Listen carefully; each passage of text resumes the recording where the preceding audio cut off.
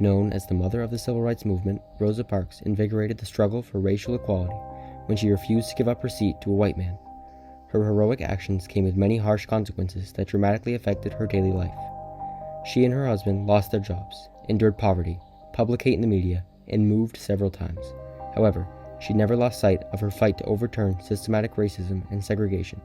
This is the story of Rosa Parks, an African-American woman utilizing public transportation who challenged the injustices of racial segregation by refusing to yield her seat to a white man in Montgomery, Alabama, highlighting her fight for individual rights and civic responsibilities on December 1st of 1955. 1896, segregation.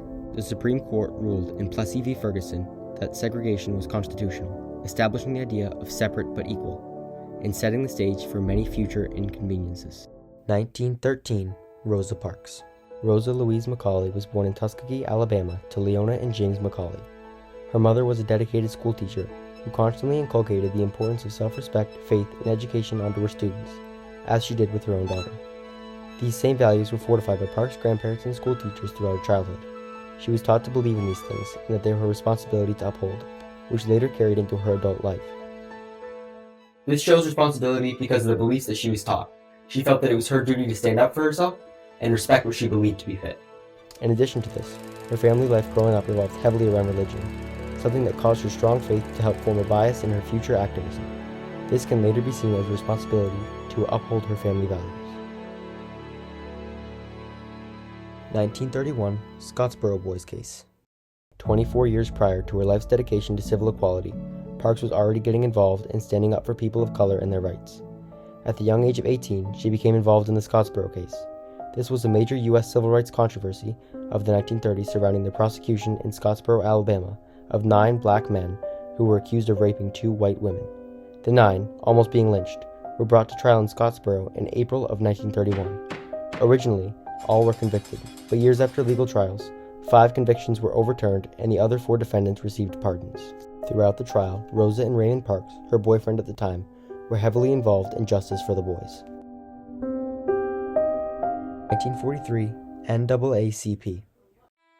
Rosa Parks officially joined the Montgomery NAACP, also known as the National Association for the Advancement of Colored People, a group whose mission is to ensure the educational, political, and equality of minority group citizens and to eliminate race prejudice. Eventually, she was elected the secretary of the Montgomery chapter of the NAACP. Later, in the 1940s, she founded the Montgomery NAACP Youth Council and also traveled throughout the state of Alabama to interview victims of discrimination and be witness to lynchings. Her travels were fueled by her past experiences, witnessing and hearing of horrific lynchings when she was younger, as well as night rides by the KKK. She felt it was her responsibility to get justice for the African Americans of her past by standing up for those of her future. Also, in 1943, Parks boarded a public transportation bus and paid the bus fare in total. She moved to a free seat, but the driver told her to follow the city rules and enter the bus again from the back door. When she exited, the bus drove off without her, with no refund. Next time, she wouldn't be pushed around so easily. 1945, voting rights.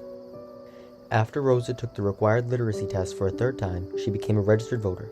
But before she could vote, she was required to pay a retroactive poll tax of $1.50 for every year since she reached the voting age of 21. This tax is a prime example of a black code, which was yet another societal normality that was oppressing colored people. Colored people's privileges were clearly being stripped away, which simply added one of the fuels to the fire that pushed Rosa to the edge to fight for the rights of colored people. 1952, Jeremiah Reeves case. In November of 1952, Jeremiah Reeves, a 16-year-old black boy, was accused of raping a young white woman with whom he was supposedly having a consensual relationship with. He was arrested immediately.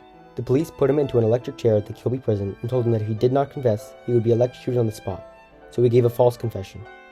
When Parks heard of this, she began to write letters, trying to organize a block of the execution. However, despite Parks' protest, Reeves was executed at the young age of 22 years old. This blatant act of racism and oppression broke Parks' heart and pushed her to the edge. Something had to be done. 1955, the Ride to Justice. On December 1st, 1955, at around 6 p.m., Parks boarded a public bus in Montgomery, Alabama, and sat in the 5th row, the colored section of the bus. She had just finished work as a seamstress and was on her way home. The bus came to a stop to pick up more passengers. More whites boarded the bus. She was then asked to move to the back of the bus by James Blake, the bus driver, as the whites who had boarded the bus needed more room to sit. Parks refused to adhere to the driver's request. This forced the driver to call the police. Parks was arrested and removed from the bus by officers Day and Nixon. When questioned about why she did not move, Parks stated, I felt I was being violated as a human being. I had had a hard day of work on the job, and I was physically tired as well as just mentally vexed and sick of this type of thing we had to endure as a people because of our race. It did not seem right, it wasn't right, and I felt that I was being mistreated.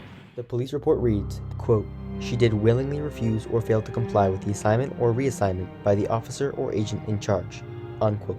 For this, Parks lost her job as a seamstress at the Montgomery Fair department store, and her husband lost his job as a barber at the Maxwell Air Force Base.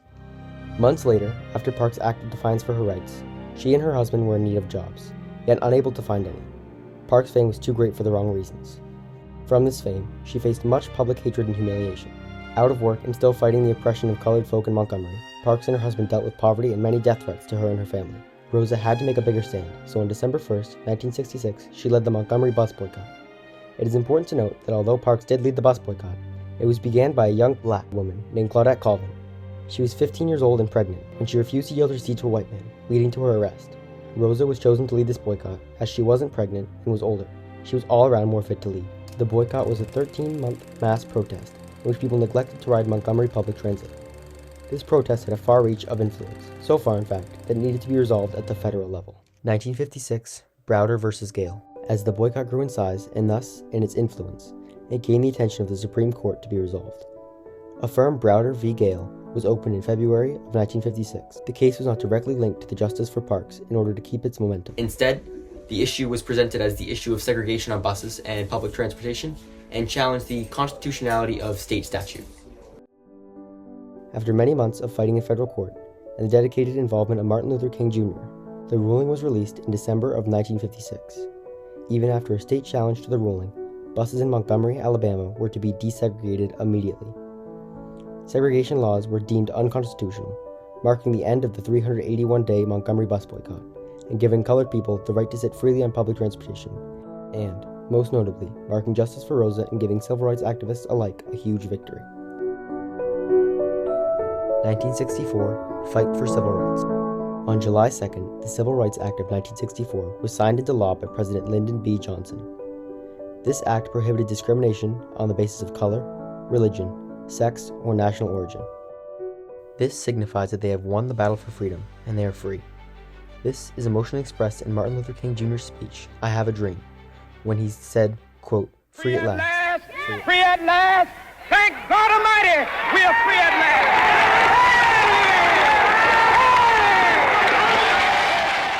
Parks also worked in tandem with Martin Luther King Jr., Malcolm X, and many other influential rights activists to lead their community and exercise their rights.